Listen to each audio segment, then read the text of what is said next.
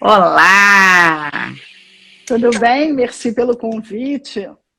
Olha, eu que te agradeço a generosidade. Eu fiquei tão feliz quando eu te contei. Você muito rapidamente respondeu minha mensagem e se disponibilizou.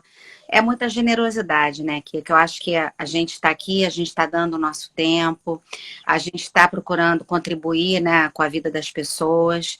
Nem todo mundo tem essa disposição e eu fico muito feliz toda vez que alguém topa, que alguém vem, porque eu tenho certeza que a gente acaba tocando, sim, o coração de pelo menos uma pessoa, Uhum. né?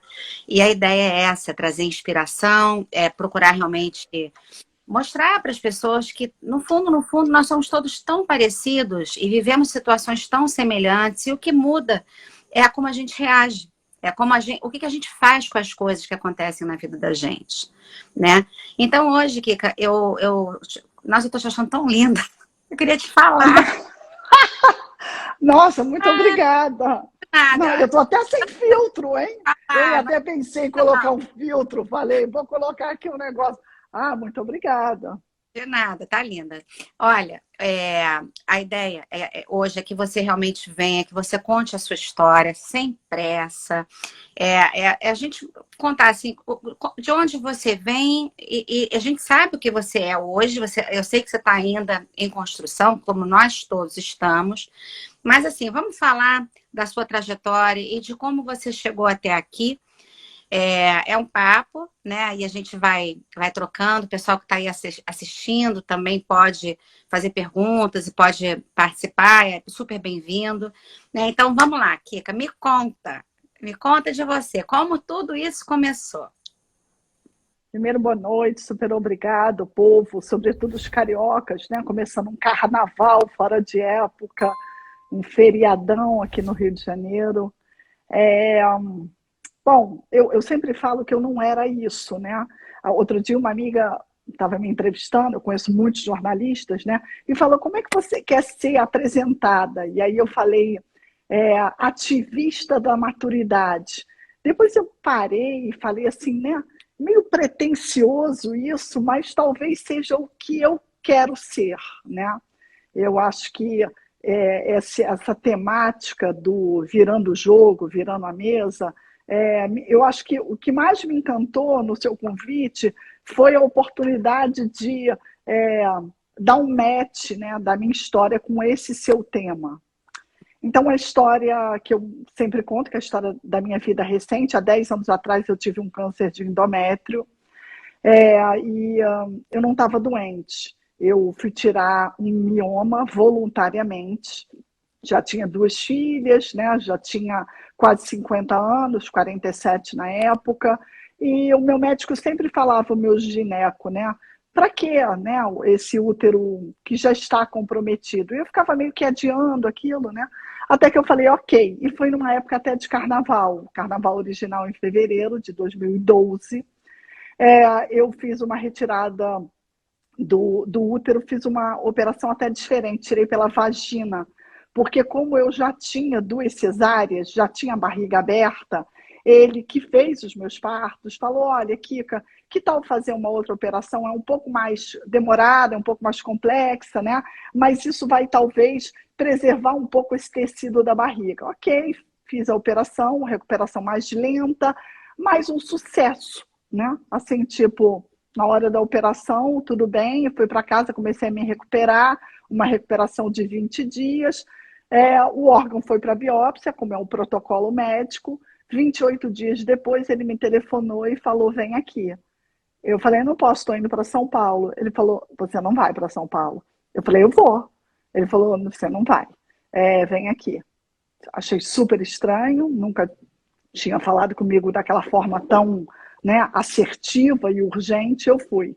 Cheguei lá, ele falou: somos amigos, nos conhecemos há anos, sem delongas. Você está com câncer. Eu falei: como é que é? Eu falei: mas eu não estava. Ele falou: você não estava. Esse câncer de endométrio dá em mulheres acima de 70, 75 anos, e o primeiro sintoma que elas têm é o sangramento, né? Como se fosse uma menstruação. Como elas estão na menopausa há 20, 25 anos, né? Porque elas já têm quase 80, elas se tocam que tem alguma coisa errada. No seu caso, além de você menstruar, você tinha uma miomatose. Então, os miomas levam ao sangramento intenso. Então, eu não posso te precisar quanto tempo você está doente. O fato é que a gente precisa ser rápido, como todo o protocolo do câncer. Só que ele falou, a gente fez uma operação diferente.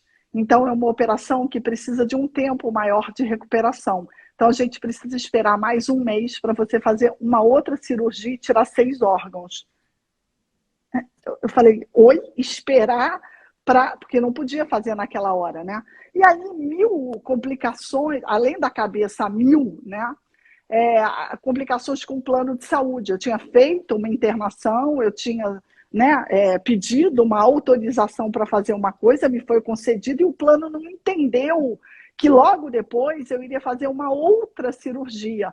E aí até foi muito complexo, porque eles acharam que eu ia fazer uma cirurgia reparadora no sentido estético, né? Que eu ia talvez puxar a barriga, e o plano nunca cobre essas coisas, né? E aí, isso foi foi super tenso ficar quieta, né? Eu não contei para ninguém. Ao longo desse um mês, eu escolhi 5 pessoas para contar, né? E medo absurdo de morrer. Aliás, essa foi a pergunta que eu fiz para ele, para o meu médico na hora. Quando eu morro? Ele falou, não tem ideia de quando você morre. A menor ideia. E depois o meu radioterapeuta completou, né? Quando eu já estava na quimioterapia, ele falou uma coisa muito interessante que eu sempre repito nas lives. Ele fala, você está acreditando ao câncer a sua morte. Então, assim, primeiro você tem que entender que você vai morrer. Você acha o quê? Que você é imortal? Que você vem com um chip diferente até de Jesus, né? Porque até ele morreu. Então, assim, você, tudo bem, ressuscitou, mas você acha que você é imortal? E ele falou, você está esquecendo, primeiro que você é carioca, da bala perdida, ainda me sacaneou. Tá esquecendo do infarto do miocárdio, do atropelamento, da vida vivida. As pessoas morrem. Então, assim, o mais importante agora é você lutar pela vida. Tem muita vida aí, como tem muita vida dentro das pessoas. E aí todo o meu processo do Atitude 50 começa com a notícia do câncer. Outras tantas coisas me aconteceram depois, né, desse protocolo, que eu nem contei todo, né? Esse protocolo depois teve a quimioterapia, 8 sessões de BRA, que é uma terapia absolutamente vexatória, fiquei muito envergonhada, né, de fazer essa químio, porque ela é feita com cilindro introduzido na vagina, você nua, numa posição ginecológica, numa sala totalmente com aqueles símbolos esqueci o nome agora, radioativos, e você com aquele colete à prova de radiação, colete grande, né? E aí, assim, nas primeiras sessões eu chorava horrores, e o ponto eletrônico, que é o radioterapeuta que fala com você, ele falava, não chora porque o teu corpo balança e você precisa ficar quieta. E quando termina, enfim, eu consegui fazer as 8 sessões de químio, outro drama, né, para o plano aprovar. Eu usei uma prótese peniana durante 2 anos. É como se eu usasse um vibrador. Eu tinha 2 opções. Ou fazer uma outra operação e introduzir um cilindro, uma espécie de uma estrutura, né, de silicone que não fechasse o meu canal vaginal, ou usar uma prótese externa, que normalmente é um vibrador do diâmetro da sua uretra, né, daquele canal vaginal. Tudo muito, assim, tudo muito estranho, né? Você entrar numa sex shop, né? Eu entrei numa sex shop na ocasião para comprar um vibrador, né, para permanecer viva. E não no sentido do prazer, né? E sim nesse sentido mais médico. E aí, a história, como eu falei, voltando para o Atitude 50, começa aí. Quando eu, né, nessa caminhada toda, tenho vários outros reveses. Eu me separei de um casamento de 24 anos, né? Eu fui despejada, saí desse apartamento que eu morava com o meu ex-marido e fui para um apartamento condenado da minha família, fui despejada por falta de pagamento da família com relação ao condomínio, e terminei na casa da minha mãe, num quarto com as minhas duas filhas, por onde eu morei durante 2 anos e meio. Além disso, eu perdi meu trabalho, porque eu sempre fui a dona do trabalho, eu era a protagonista, né? A dona da porra toda, né? Como dizem, né? É. E aí eu fiquei praticamente incapacitada de trabalhar durante aquele ano, né? Fui muito ajudada, preciso sempre celebrar e dizer que eu tive uma mão gigante das pessoas, amigas, pouco amigas e de muita gente desconhecida, né? Então, é realmente a vida assim, te traz uma compensação na hora do vamos ver, né? Muito incrível. As minhas filhas repetiram no colégio, foram expulsas de um colégio tradicional do Rio de Janeiro, e eu tive dengue. Então, em 2 anos e meio, eu chamo de um processo diva-depressão. Voltando, então, ao nascimento do Atitude 50, eu começo a escrever no Facebook um monte de, assim, gargalos, né, que estavam me estrangulando. Eu precisava falar, não tinha nem dinheiro para fazer análise. E aí eu começo a escrever absurdos no Facebook, na época, minha rede raiz. E enquanto todo mundo era louro, lindo, ia para Dubai, trancoso, namorava o Brad Pitt, né? Eu falo da minha vida real. E aí, que estava com medo de morrer, que estava sem grana, cadê o príncipe? Né? Quem me conhece lembra de todos esses hashtags absurdos que eu criei. E as minhas amigas me ligavam e diziam, você é louca. Louca, você nunca mais vai acasalar, nunca mais vai arrumar um homem, nunca mais ninguém vai te querer, você não vai arrumar um trabalho, né? Porque, vem cá, uma pessoa que vomita, né, todas essas neuras no Facebook vai ser cancelada. Nem tinha essa palavra na época, né? Vai ser cancelada. E aí, as anônimas, em contrapartida, o meu Face sempre foi aberto, me escreviam pelo Messenger. Eu também. Eu também estou doente, eu também estou com medo, eu também estou sem grana, eu também. E aí eu sempre fui uma mulher do trabalho, saquei que ali tinha alguma coisa mais comercial, mas não tinha nem força para seguir. E uma amiga, uma jornalista carioca chamada Luciana Neiva, me ligou e falou, você quer ter um canal de YouTube? Falei, não sei nem o que é isso, muito obrigada, não quero. Aí ela falou, vem até aqui a minha casa, grava essas maluquices que você fala, porque eu acho que tem muita verdade aí. E tem um negócio aí que você ainda não entendeu. Eu fui para a casa dela, gravei os absurdos, e a gente juntas conseguiu 15 mil reais. Com essa grana, a gente fez o canal, a gente fez um site, né? E demos um start num programa, supostamente, de. Não era nem uma mentoria, né? Não era nada. Era um programa de um parlatório, uma voz de uma carioca 50 a mais, né? Aí eu já estava me aproximando dos 50 anos, 48, 9, praticamente 50, que usa as redes sociais para falar. Deu certo, logo depois eu procuro nas redes pessoas que me procuraram, que da mesma forma que elas me procuravam, eu passei a procurar gente legal e achei a escritora gaúcha Marta Medeiros. E na cara dura, Patrícia, assim, tipo, toque, toque, toque, eu mandei um messenger para ela.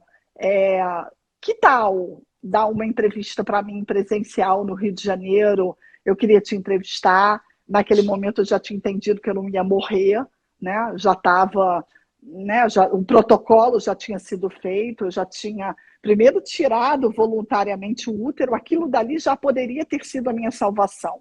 Eu é que continuei o protocolo todo que o médico mandou. Tirei os seus órgãos, fiz as 8 sessões de quimioterapia, usei a prótese peniana e lá fiquei 1 ano me tratando, né? O protocolo do câncer é longo. Deixa só, antes de você seguir para essa história de como nasceu a Atitude 50 e tudo, que eu sei que vai desenrolar agora, eu só queria voltar um pouquinho na história de quando você começou a falar sobre essas coisas todas que você estava sentindo e das coisas que, na verdade, você usou, pelo que você está me contando, o Facebook, que era o teu canal da época, até para desabafar e para falar sobre um monte de coisa que muita gente passa, mas quem passa não fala, né? Porque você mesma falou, é tanta coisa que eu vivi, até umas coisas que foram vexatórias e tudo mais, mas que na verdade era um tratamento que você precisava fazer e que representava a diferença entre a vida e a morte, né? E eu acho muito interessante esses processos, né? E tem até, não sei se você leu o livro da Diana Garbin, que aquela. Ela tem 3 livros, eu acho. O primeiro livro dela, ela sobre quando ela começou a falar dos processos dela, que ela tem uma questão de transtorno alimentar e tudo mais.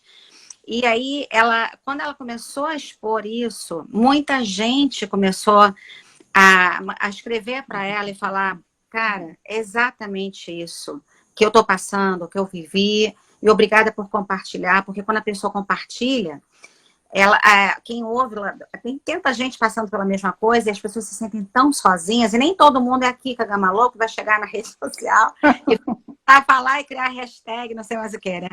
Aí, então, mas quando alguém pega e se apropria dessa voz, sabe? E pega e vai lá e fala, ela chama isso, a Diana, de humanidade compartilhada. E isso é uma expressão que eu até passei a usar bastante também, porque é exatamente isso, né? O que você mostrou ali naquele momento? Cara, a Kika, que naquele momento estava passando por aquela situação horrorosa, que 1000 coisas envolvidas, e estava se permitindo se revoltar, e estava se permitindo viver aquele desconforto todo, e estava, inclusive, se permitindo desabafar ali em rede social aberta, sabe? E que, ao fazer isso, com intenção ou não, deve ter ajudado gente pra caramba. Eu creio que sim, porque, primeiro, obrigada pela dica do livro, não conheço a Diana, vou procurar saber, Diana, procurar saber sobre ela. Depois, eu sempre gostei de gente, né? Eu comecei a live falando isso. E eu sou filha única, então eu estou acostumada a ser uma pessoa muito na minha. Eu sou apesar de espalhafatosa, né? Apesar de pensar fora da casinha, eu observo muito. Eu sou uma pessoa mais quieta, né? Eu não sou do fuzuê, né? E eu entro e saio do fuzuê com muita facilidade. Então, quando eu comecei a postar os absurdos, eu saquei que as pessoas tinham uma abertura de chegarem para mim e falarem os seus absurdos. Então eu virei uma depositária, talvez, de pequenas tragédias do cotidiano, dessa violência da vida vivida que todo mundo tem, né? Assim, eu sempre digo, e eu repito hoje ainda, que eu fui generosa e sou generosa da maneira que eu posso, porque eu não tenho uma titularidade, eu não sou coach, eu não sou psicanalista, eu não sou ginecologista, eu não sou pajé, eu não me sinto assim capaz de olhar para a pessoa e falar, olha só, faz assim, assim, assim, que vai dar certo. Eu conto como eu fiz. Aliás, esse protagonismo em primeira pessoa é o que me trouxe até aqui. Todos os absurdos que eu falo, eu me coloco na roda. Então, assim, eu não falo, tipo, é o amigo, aconteceu com alguém, eu vi, eu li. Não, eu já coloco logo eu nessa meiuca. Mas e eu acho... desculpa interromper. Eu não concordo, não, quando você fala que você não tem essa voz, porque você não é coach, não é isso, não é aquilo. Você é gente. Tipo assim, então isso já te coloca na posição de fazer. Eu acho que qualquer pessoa bom, primeiro você viveu uma situação, e como eu falei, você, só porque viveu, você já tem essa titularidade para pegar e falar isso, né? Tipo, eu vivi isso, e eu fiz assim, e isso me ajudou, sabe?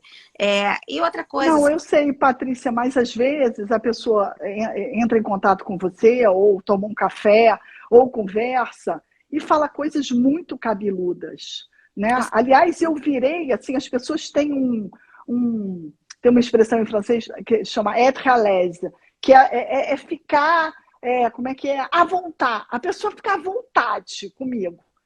Então, chega um momento em que eu também não tenho muito repertório para dominar determinadas coisas, né?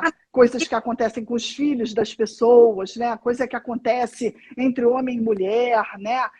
Assédios passados. Tudo bem, eu ouço, muitas vezes eu faço a maior cara de paisagem, que aquilo é normalérrimo, né? E eu estou destruída por dentro, mas eu faço a fina.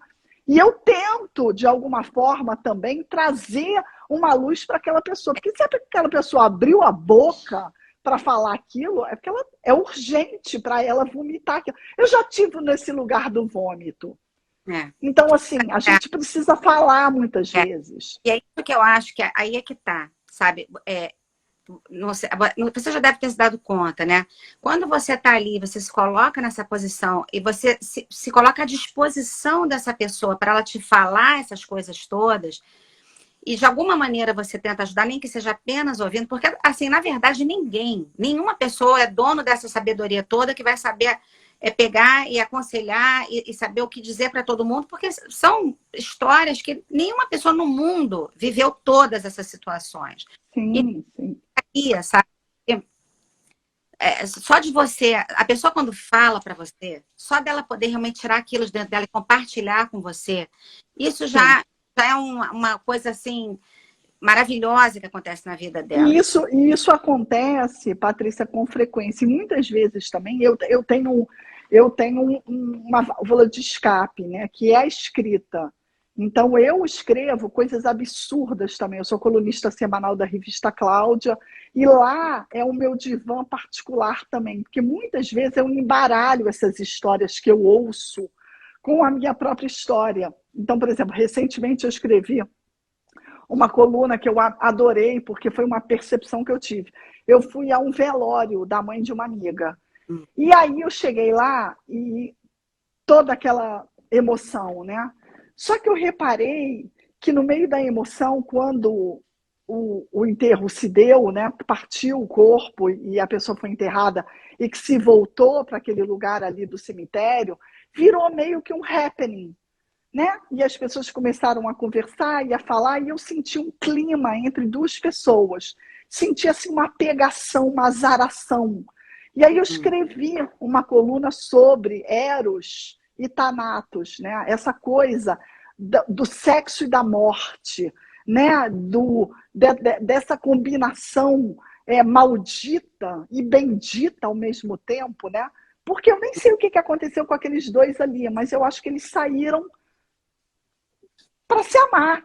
Entendeu? Nem sei a história deles. Eu nem sei se eles são casados, eu não sei se rolou uma putaria, eu nem sei, mas eles se permitiram e eu peguei aquilo.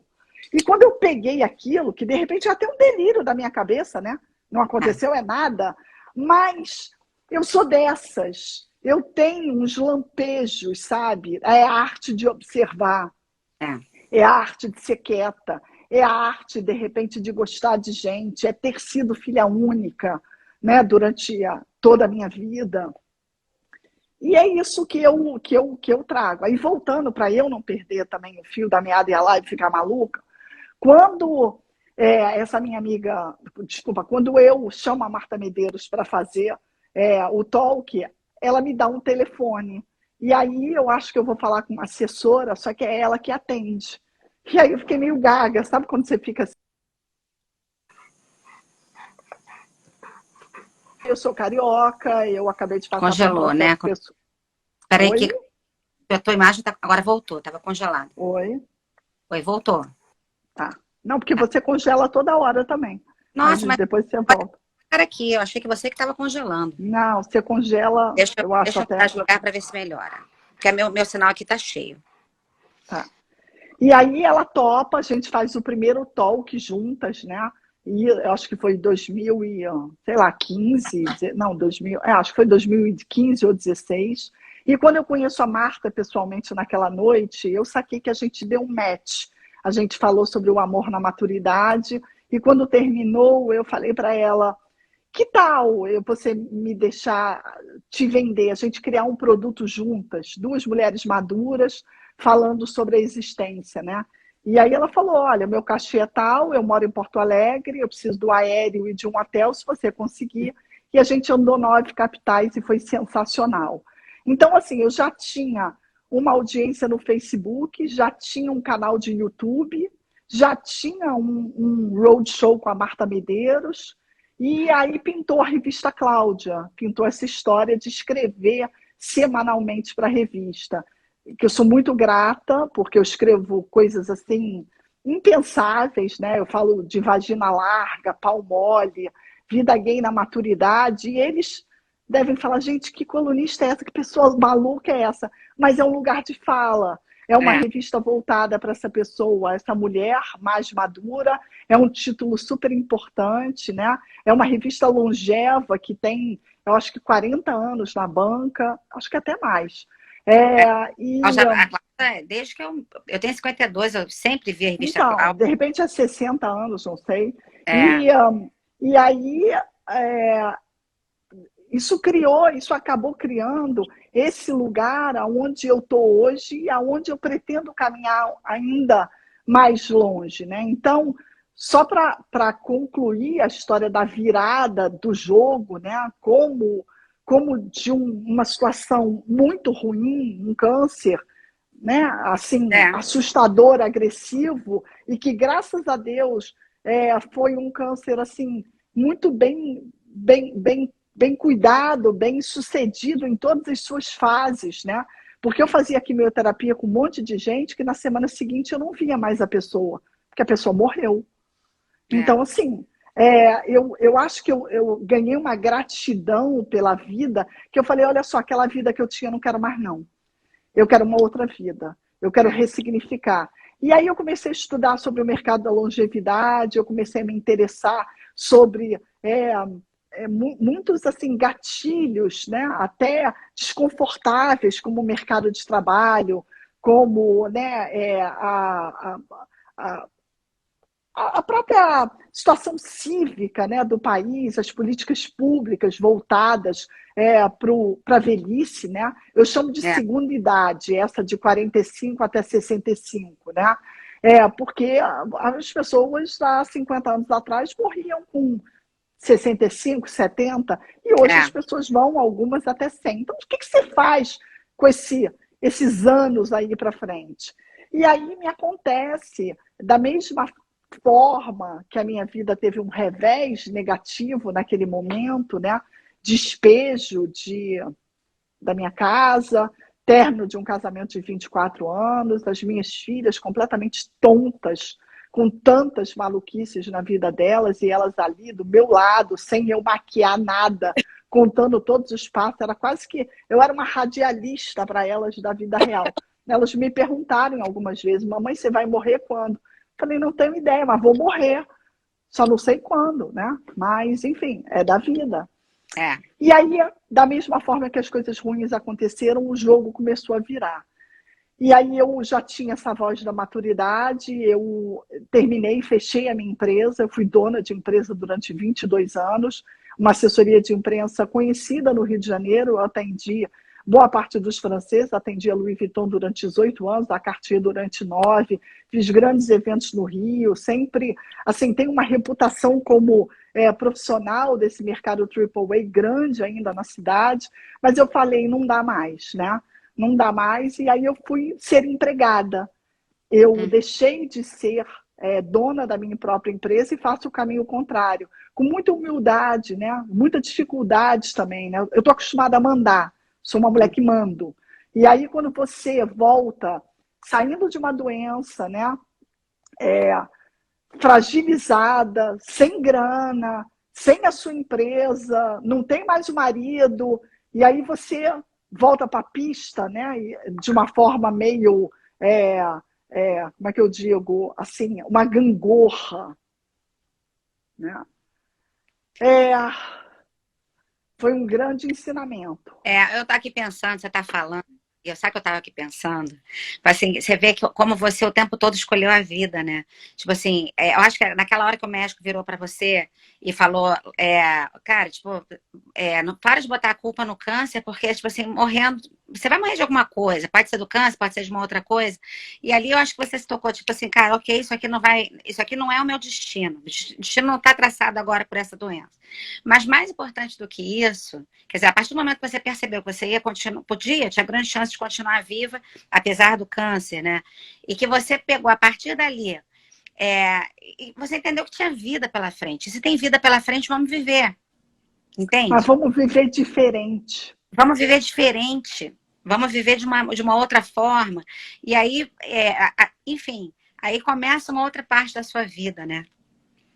Sim, e aí eu volto a ser empregada no mercado, eu digo que o melhor amante de uma mulher é o salário cair na conta todo mês. Se tiver 13º, férias e bônus, nossa, Melhor aí então ela é melhor do que qualquer rally rola, né? Então, é. isso foi maravilhoso voltar para esse mercado de trabalho. Depois eu reencontrei um namorado de juventude e me casei novamente. Me casei de noiva em Miami com 5 pessoas. A gente tinha US$ 500 para casar. E uma amiga emprestou o apartamento, a outra amiga emprestou o vestido, que depois ela me deu o vestido de noiva, mas era emprestado. E aí Uhum. ficou com ela tipo uns 5 anos e depois ela me deu, que é maravilhoso ter esse vestido comigo. É. O marido me deu a passagem, parcelou em 12 vezes no Decolar, e a gente foi, e eu tenho uma amiga em Miami, minha madrinha, né, de casamento, Flávia Wesley, falei para ela, amiga, arruma aí um padre. O meu marido já foi casado 3 vezes, eu já tinha sido casada mesmo que não no papel, e a gente Uhum. não podia ter um padre. Ela falou, deixa comigo. Arrumou lá um pastor, nem sei do que, metodista, qualquer coisa. O pastor era ótimo, falou palavras lindas. Ela me deu um buquê de girassóis naturais. É. A gente se casou no Casa Tua, que é um restaurante em Miami, que aliás está abrindo uma filial. O Alexandre Ascioli abriu já uma filial desse Casa Tua na Barra da Tijuca aqui. E aí a gente contou, né, pro maître de lá, pro gerente, que a gente ia se casar. Ele conseguiu assim uma escada. Eu parecia Rapunzel, tipo um puxadinho do lado, porque o hotel é um hotel, é um restaurante hotel, né? Então é um pouquinho maior. E aí a madrinha colocou a música do Charles Aznavour, aquela She, no Spotify. Nós Aham. dois ali e o pastor falando as palavras mais lindas do mundo, né? E aí a gente se casa com US$ 500, voltamos para cá, e aí, enfim, decidimos alugar um apartamento e vivermos juntos. Então, que não é fácil, né? Eu sempre digo, eu tenho sempre uma palavra que é uma palavra da realidade. Então, assim, não foi porque a vida mudou de A para B que esse B é rosa. Não é também assim. Mas eu acho que primeiro houve um despertar para a sexualidade. Lembrando que eu tive um câncer de endométrio e fiz uma quimioterapia na xota. Então, Uhum. assim, toda uma situação. Eu nunca fui mulher loba, tarada, louca. Até Uhum. era super popular lá atrás, quando eu era mais jovem, mas eu sempre fui uma mulher na minha, né? Então, assim, não, Uhum. não tinha muito essa coisa do sexo na maturidade, nunca tive esse drive de ser Barbie, né? De dar para. Nunca entrei no Tinder. Minhas É. amigas todas no Tinder, nada contra, mas assim, elas falavam, gente, você está solteira há um tempo. Eu fiquei 4 anos solteira depois que eu me separei do meu ex-marido. Nunca nem fui tomar um drink com ninguém, nunca tive um date, nunca ninguém me arrumou ninguém para sair, até porque eu sou muito assim, eu sou muito na minha. É difícil a pessoa chegar em mim, porque eu de alguma forma, eu tenho uma certa reserva, né? Uhum. E aí rolou. O cara era meu ex-namorado, facilitava, né? Ah, Até essa coisa toda de voltar para a pista, né? Como é que você conta para um homem novo, né? Tipo boy magia, que você, olha, amigo, eu usei uma prótese peniana, não sei nem como é que transa de novo, nem sei se eu consigo transar, nem sei como é que é. É mais fácil contar pro ex-namorado, é, né? é. E aí, enfim, foi toda uma construção também, mas eu acho que essa volta da libido, lembrando que eu sou uma mulher na menopausa severa, eu não posso fazer reposição hormonal. Então, eu sou a dita mulher seca, né? Então, eu não. Então, eu conto tudo, eu tenho todos os sintomas da menopausa, é realmente um horror. Eu não posso fazer reposição até agora. Eu fiz 10 anos da remissão da doença. E todo ano eu vou nesse ginecologista, né? Que é meu amigo, e o cara que me trouxe a vida de novo, né?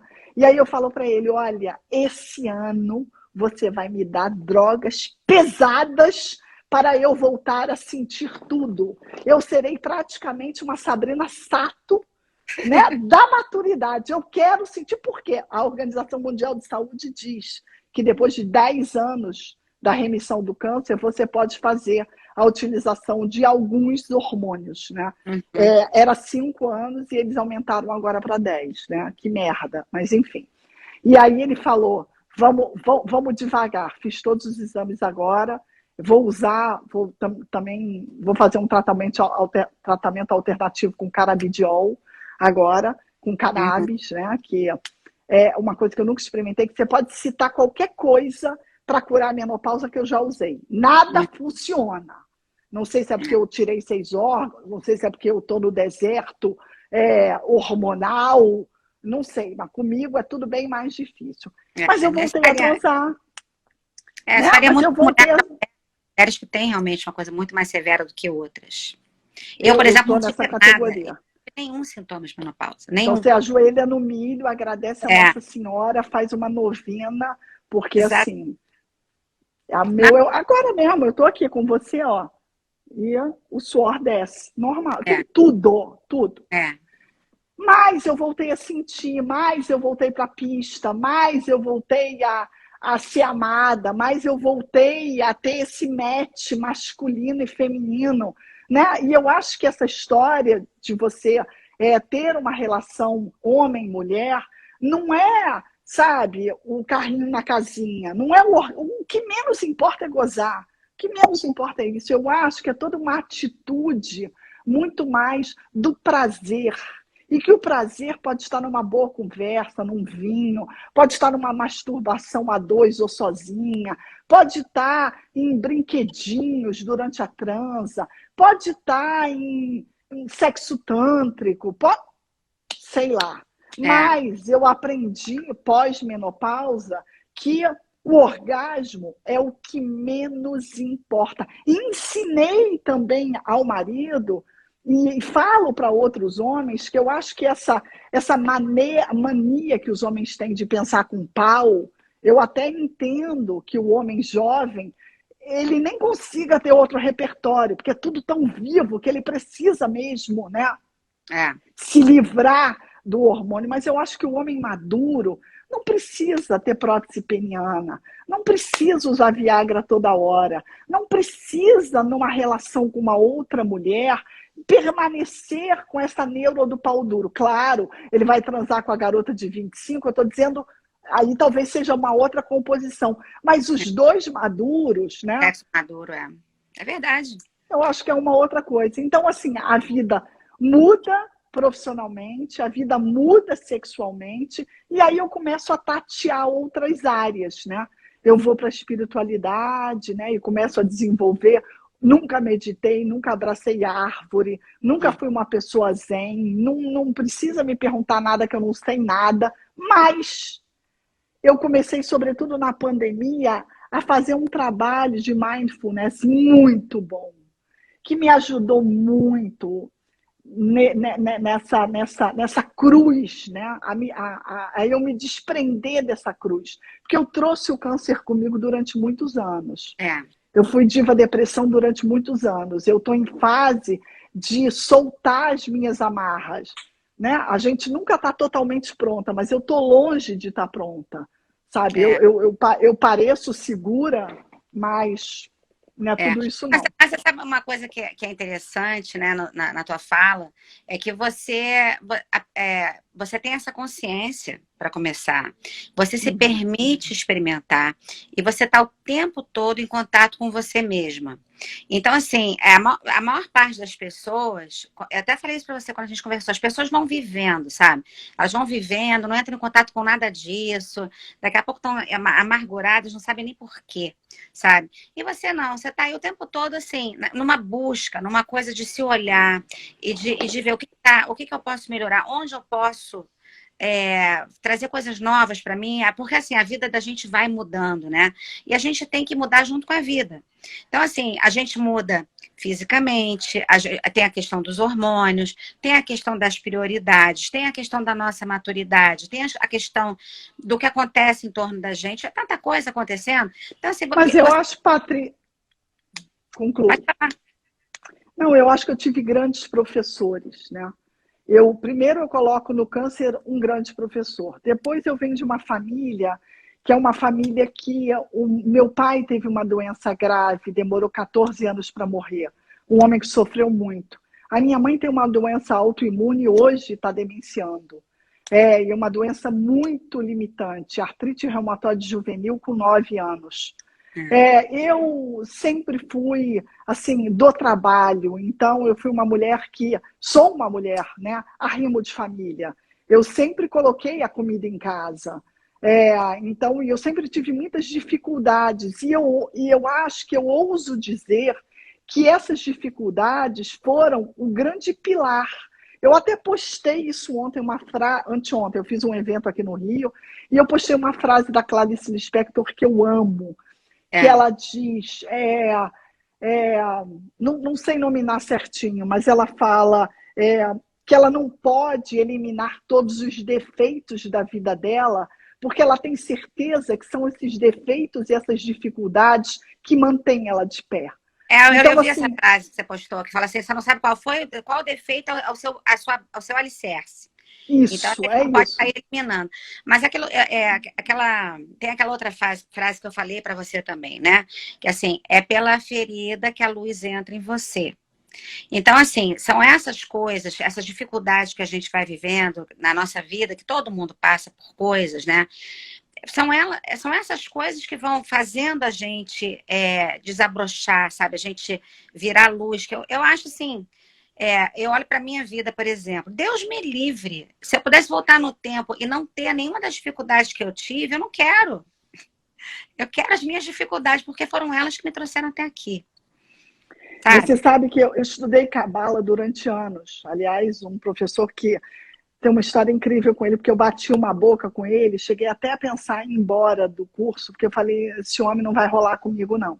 E depois eu me rendi, né, à fala dele, que ele era o vetor da sabedoria, e a cabala fala muito sobre, não é vem problema, vem, né, porque eu não sou louca, né, não sou uma pessoa que quero ter, né, assim, um rosário de dificuldades do meu lado, mas a oportunidade de você usar determinadas situações para reagir diferente, se pensar de uma outra forma, entender que a sua fala da ferida ali tem uma luz. O que eu não quero, e que talvez seja a grande novidade da minha vida, é permanecer no ruim. O ruim eu já conheço. Ele está sempre perto de mim. Eu tenho uma capacidade meio Adams, eu tenho uma nuvem aqui. Eu sou uma pessoa que a melancolia me acompanha, só que ela nunca me derrubou. Ela fica, de alguma forma, como um escudo para mim, ali das coisas. Agora, o que eu quero é que ela se demore menos. Mas ela vai se demorar o tanto que ela precisar para você aprender o que você precisa aprender. Sabe? Mas eu devo ser burra, então. Porque o que eu falo, puta que pariu, deve ser super burra. Porque muitas vezes as situações são recorrentes. E eu falo, gente, já viu esse filme 200 vezes? 200 vezes. Tem até um texto que eu gosto muito que fala sobre isso. Eu obviamente não tenho ele de cor, mas que fala sobre isso. Capítulo 1. Você tá andando pela rua, você cai no buraco. Aí você, demora um tempão para sair do buraco. Capítulo 2, você tá andando pela rua, você cai no mesmo buraco. Aí você fala, aí demora um tempão, mas sai do buraco. Mas ficou lá. Capítulo 3, você cai naquele buraco. De novo. Aí você, quando cai no buraco, você fala assim, não acredito que eu caí de novo no mesmo buraco. Mas aí você assume a responsabilidade, você consegue sair mais rápido do buraco e da próxima vez você já consegue lembrar que tem um buraco e contornar. Assim, isso que você está falando, de que, não acredito que toda hora eu faço a mesma coisa, é a história de todos nós. Tem 40 pessoas aqui com a gente, tenho certeza que todo mundo vive a mesma coisa. A Viviane Correia está perguntando, o medo acompanhou você ou te acompanha hoje em dia? O medo te paralisou ou paralisa? Viviane, tem situações assim que eu ainda dou uma bela balançada. Então, tem coisas que fazer a Mulher Maravilha não rola, não. Então, é como se eu dissesse para você que eu tenho medo. Eu tenho medo, mas eu vou com medo. É. Quem Talvez não num tem? ritmo de tartaruga, mas eu vou com medo. Vou. É. O medo, na verdade, nenhuma pessoa no mundo deixa de sentir medo. A gente sente medo, né? E a gente tem medos que são medos reais, coisas assim. Por exemplo, você está no Rio de Janeiro, você vai ter medo de repente pegar e estar na rua de madrugada, porque isso é uma coisa real. E a gente tem aqueles medos totalmente irracionais, aquela coisa no meio da noite você acorda e começa, aí você dá uma viajada e começa a pensar numa coisa que nem de perto vai acontecer, mas você fica com aquele pânico. Já te aconteceu isso? Quer dizer, a gente vive mil medos, né? Isso faz parte da Sim, vida. mas você sabe que, voltando ao medo recente, que é a pandemia, eu também sempre tenho essa fala que eu gosto de colocar. A pandemia me fez muito bem, independente de todas essas tragédias, assim, muitas pessoais, né? Eu perdi vários amigos e mundiais, né? Que afetou todo É, mundo. Então ninguém pode agradecer a pandemia porque foi realmente um caos. Mas eu acho que ela trouxe para mim. Eu conto uma historinha que assim, eu sempre eu chegava no lugar, numa rodinha, e eu era a mala. Sabe aquela mulher que fala, puta, lá vem aquela mulher falar do boleto, lá vem falar da dificuldade de arrumar um trabalho, lá vem falar das filhas, lá vem falar do pai que está doente, né? Era sempre uma coisa meio assim. E aí a pandemia levou todo mundo para esse lugar. Todo mundo perdeu o emprego ou a renda, né? é, As pessoas perderam familiares, as pessoas entenderam que assim o Brasil também não estava muito do lado delas. Muitas questões pessoais, esses medos, né? Eles potencializaram, mas eu fiquei bem, porque eu acho que eu já vinha desse lodo, eu já vinha dessa guerra particular. Eu sempre é, travei uma guerra comigo, né? Eu sempre digo que eu sou meu pior inimigo, eu sou meu campo de batalha, né? Eu é. primeiro me imolo para depois sentir a dor. Uhum. Então, isso de alguma forma livra, isso me livrou de passar muito angustiada pela pandemia. Claro que eu tive dias e dias, né? Uns melhores, outros piores, mas no geral, né? É.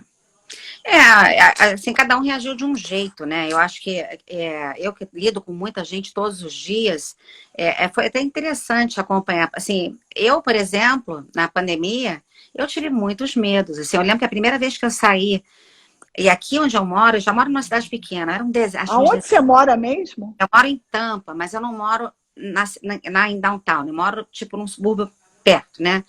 Tá. Então, é como se eu morasse, sei lá, nem sei dizer aí no Rio de Janeiro o que seria, mas aí no Rio não sei se existe algum lugar que pareça com um lugar que eu moro. É um lugar mais especial, tem menos gente na rua, não tem praticamente nada. Mas eu me lembro que a gente saía, às vezes saía de carro, só para ver alguma coisa, porque ficava em casa, né? Mas eu me lembro que a primeira vez que eu saí fui para um mercado e vi aquele monte de gente, a fila dava volta no mercado e as pessoas uma distância enorme umas das outras, todo mundo de máscara. Primeira vez que eu vi isso, eu falei assim, gente, parece um cenário de guerra, sabe? Uma coisa assim. E você sabe uma coisa que aconteceu comigo logo no início da pandemia, que me impactou muito?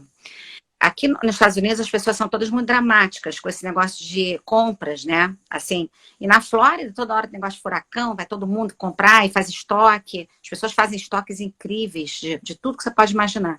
E eu me lembro que logo que começou a história da pandemia, eu fui ao mercado e pela primeira vez na minha vida eu vi todas as prateleiras vazias, todas. E os restaurantes estavam fechados. Assustador. E eu falei assim, gente, olha aí uma situação em que não adianta você ter dinheiro, porque não tinha o que comprar. Não tinha, e os restaurantes fechados. Falei, caramba, sabe, às vezes a gente. Assim, aquilo realmente me impactou. Falei assim, que loucura, né? E aí você fica imaginando. Imagina quem não tinha dinheiro mesmo. Pois é, Porque eu acho, assim, a gente que viu aqui essa miséria, o Rio de Janeiro é muito high-low, né? Então, é, as comunidades agonizando e os ricos alugando casa em Itaipava, no Búzios, em Angra. Não que eu ache que, assim, não é um demérito, né? Existe uma responsabilidade mais macro, e até acho que o brasileiro ajudou o brasileiro durante esse tempo, né? É, E tem até uma frase que eu nem sei responder, se a pandemia criaria seres humanos melhores, né? Não sei, Ucrânia e Rússia, não sei, é, né? Gente, tanta coisa acontecendo que a gente não sabe se a pessoa evoluiu mesmo ou se vamos ficar é. nesse patamar.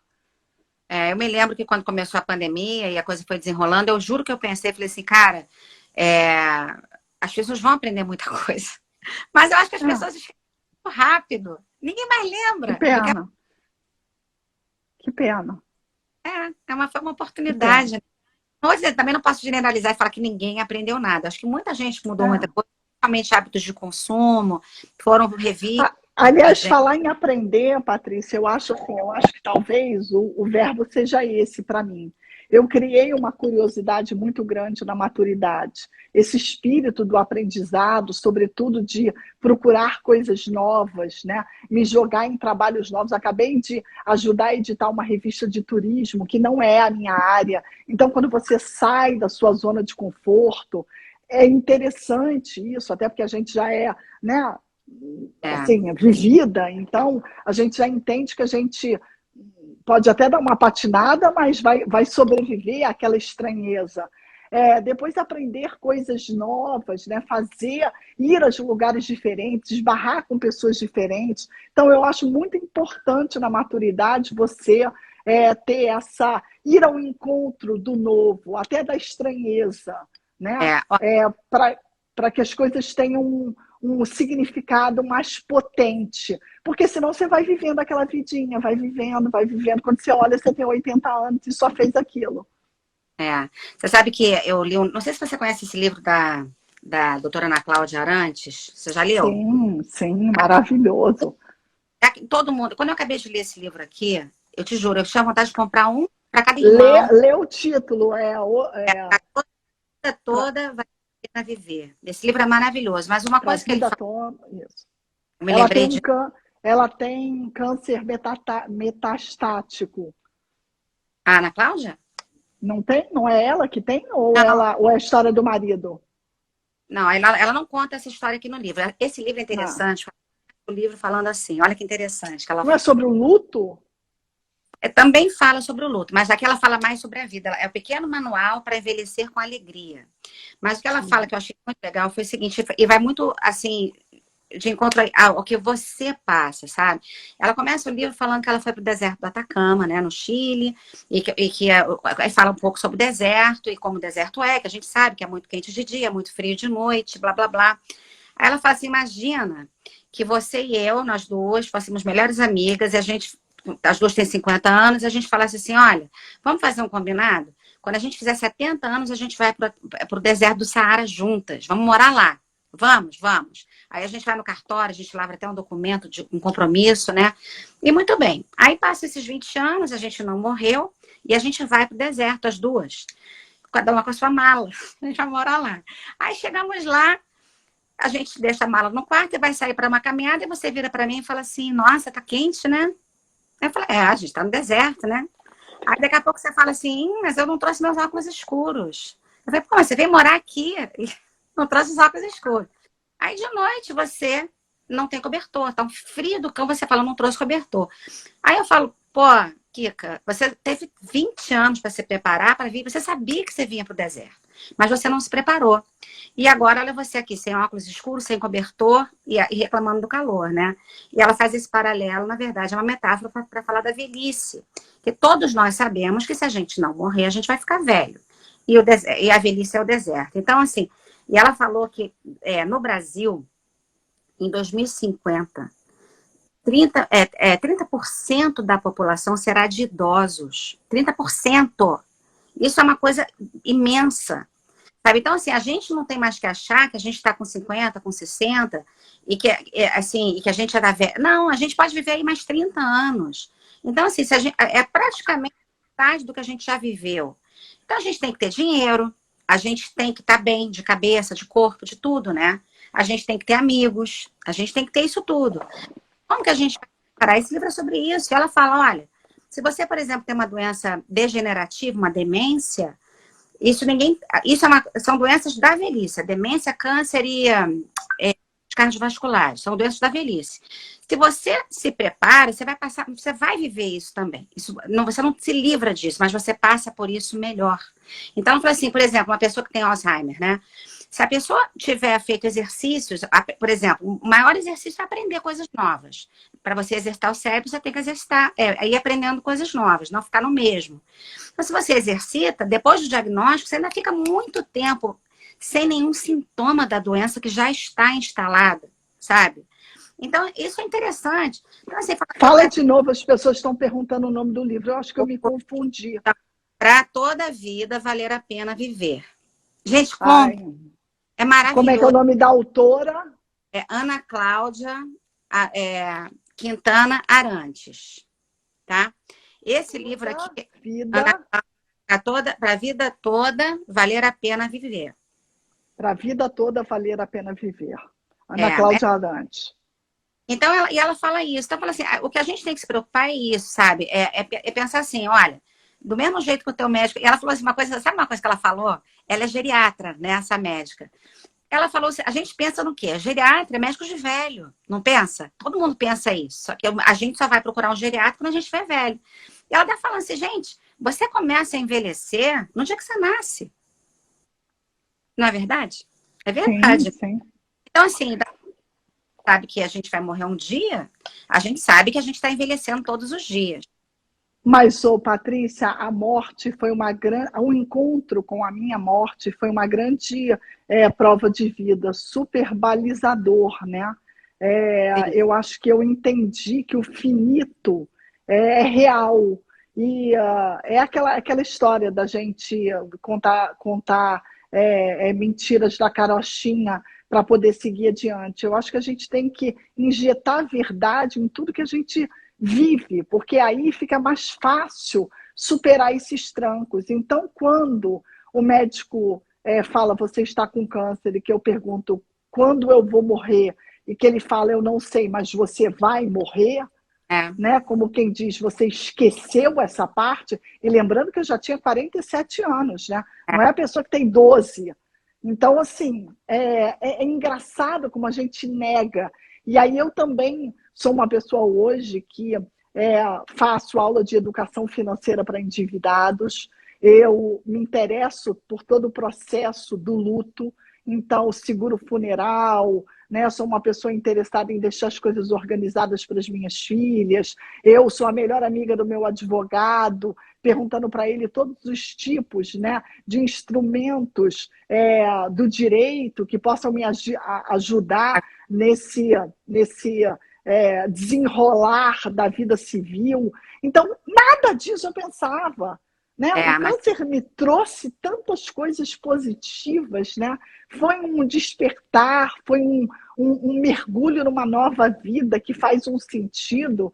Então, e eu ouvi, né, desse mesmo radioterapeuta que falou para mim, você está acreditando a sua morte ao câncer, ele disse para mim, você pode um dia até agradecer ter ficado doente.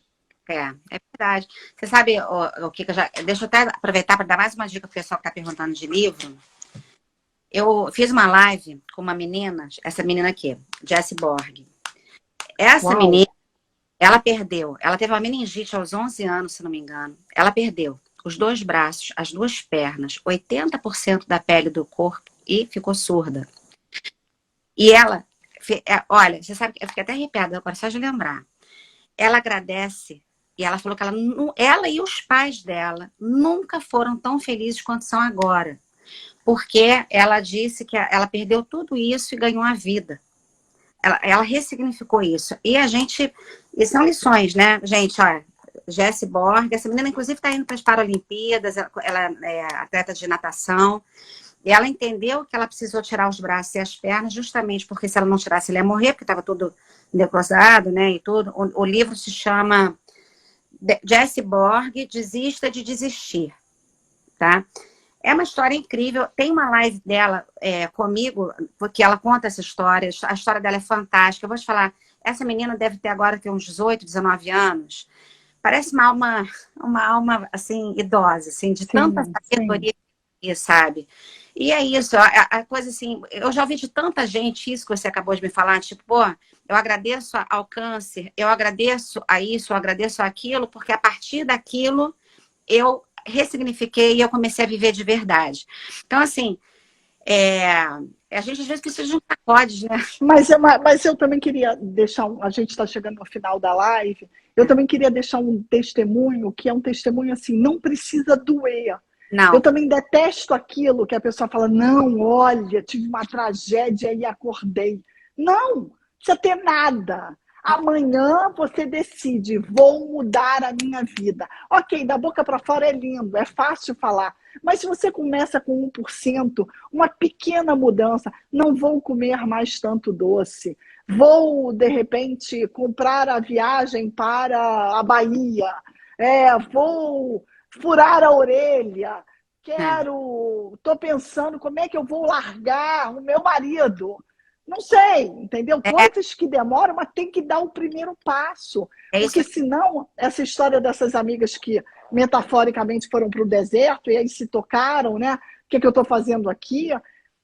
Tem muita gente que olha a vida para trás e fala: não aconteceu nada. Fiz nada.